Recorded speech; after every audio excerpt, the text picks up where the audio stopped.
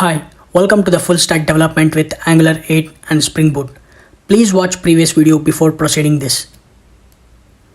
In this video, we're going to look at how to pass a data from one component to another component in Angular. So let's begin. So now we have this book list component and the cart status component. So now we need to pass total price and total quantity to the cart status component. Well, this kind of requirement is very common in real-time projects, passing a data from one component to another component. Well, there are so many ways to pass a data from one component to another component in Angular, and one of the most popular ways by using the @input property and the @output property. Of course, there are multiple ways as well. Another way is by publishing the events using subject, and we're going to use that approach. So let's talk about subject. In Angular, subject is a special type of observable. In fact, it's a subtype of observable.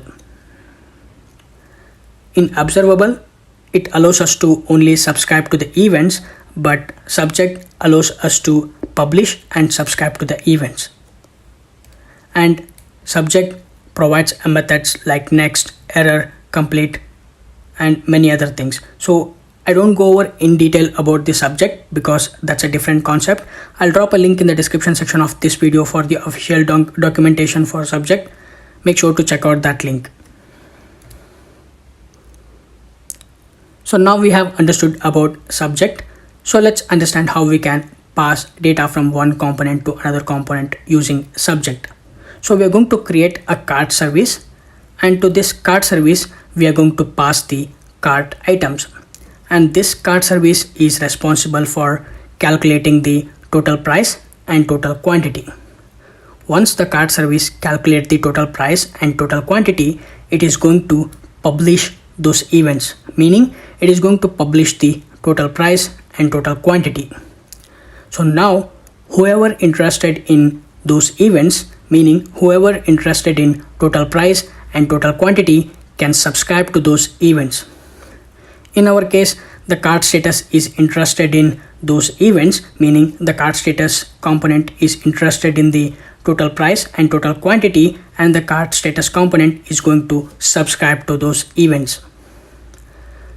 Once the cart status component is subscribed to those events, the cart service is going to send the data to the cart status component. Later, we are going to update the view template using this total price and total quantity. It's as simple as that. I know it's confusing for you. Let's recap one more time. So we have book list component and cart status component. We need to pass total price and total quantity to the cart status component because we need to display the total price and total quantity inside our cart status component.